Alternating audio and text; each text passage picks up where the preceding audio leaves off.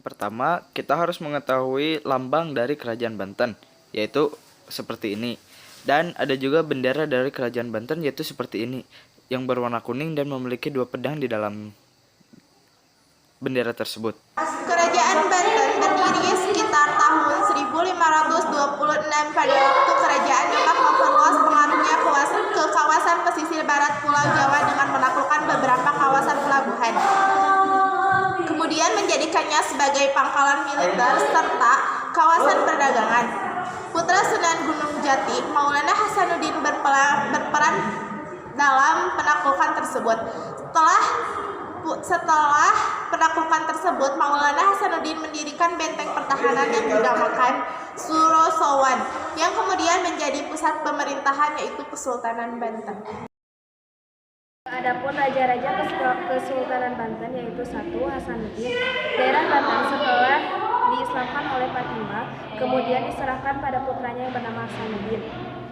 Hasanuddin diangkat sebagai raja pertama di Banten. Pada masa pemerintahannya, agama Islam dan kekuasaan kerajaan Banten berkembang cukup pesat. Raja Hasanuddin melakukan perluasan wilayah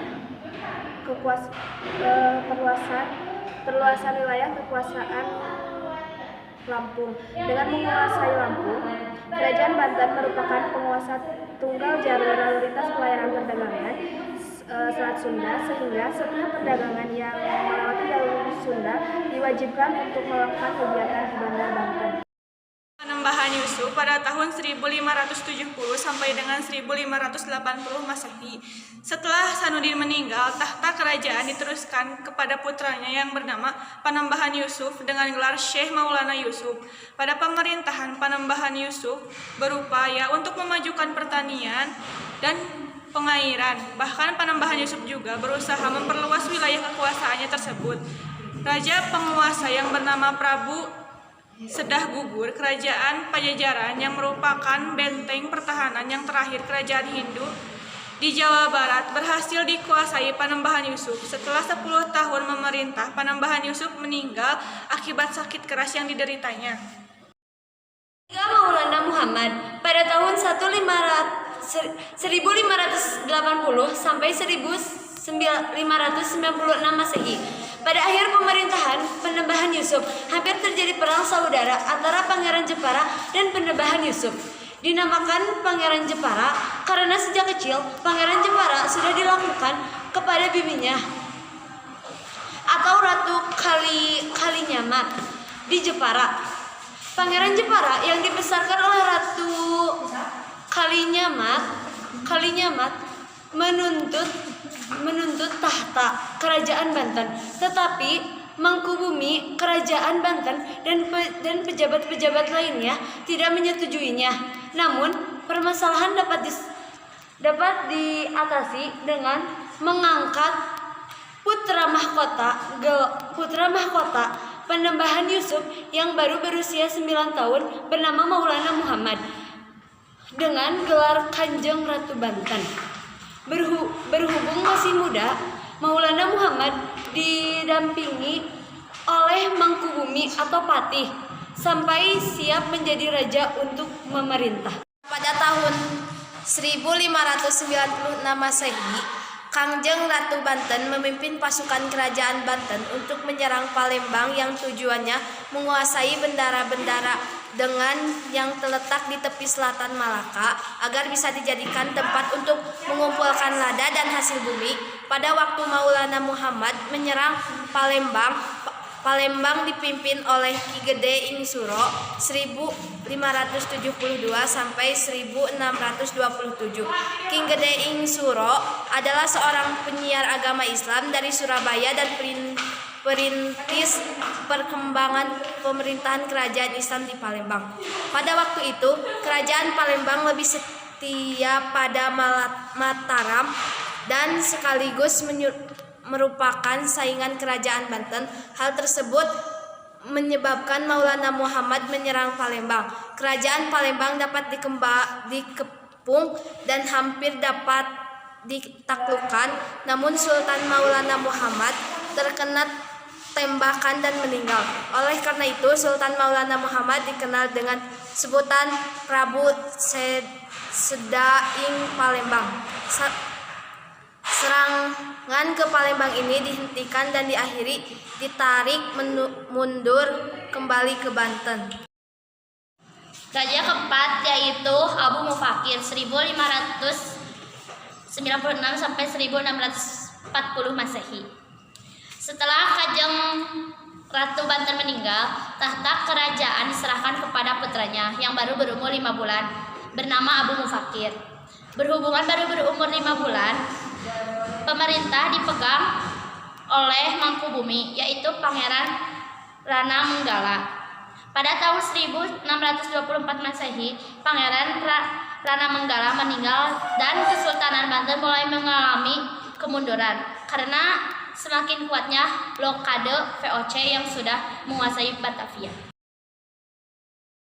Yang kelima yang memimpin kerajaan Banten yaitu Sultan Ageng Tirtayasa.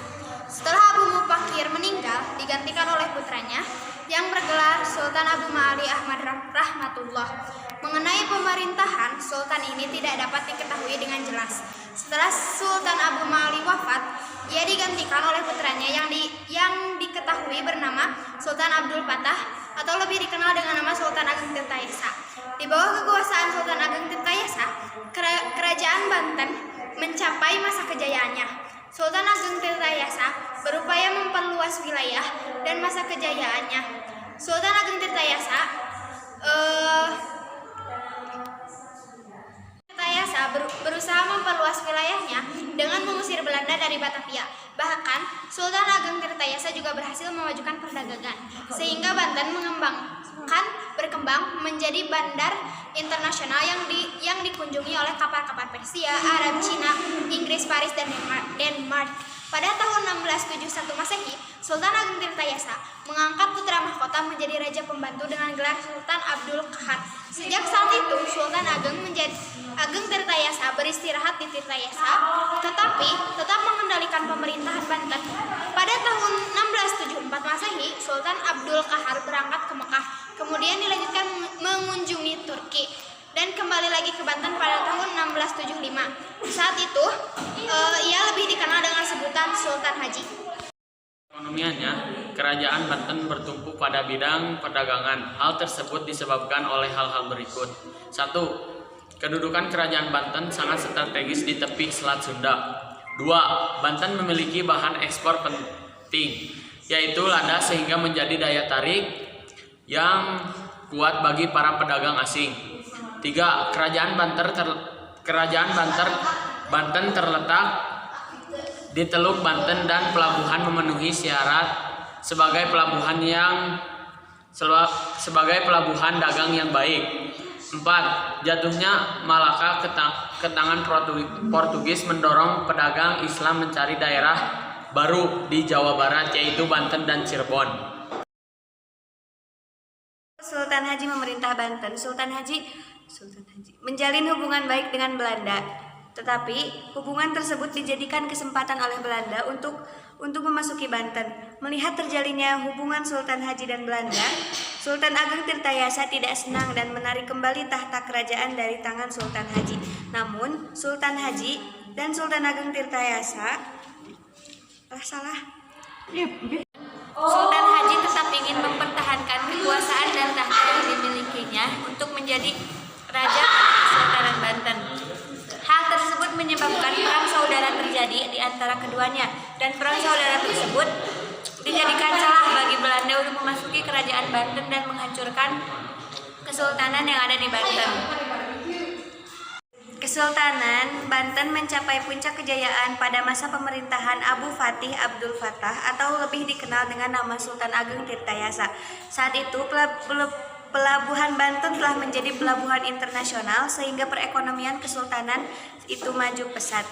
Wilayah kekuasaannya pada masa pemerintahan Sultan Ageng Tirtayasa semakin meluas, meliputi sisa kerajaan Sunda yang tidak direbut Kesultanan Mataram dan serta wilayah yang sekarang menjadi Provinsi Lampung. Sultan Ageng Tirtayasa sempat mengirimkan 2 orang utusan ke Inggris sebagai duta besar yang ditugasi juga untuk membeli senjata bagi keamanan Kesultanan Banten. Terus, tas. Peninggalan Kerajaan Banten yang pertama adalah Benteng Spilwijck.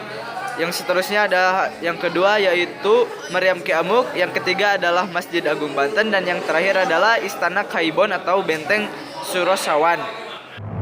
Cuplik penyerangan Belanda terhadap Kerajaan Banten pada tanggal 21 November tahun 1808. Ini merupakan kemunduran dari Kerajaan Banten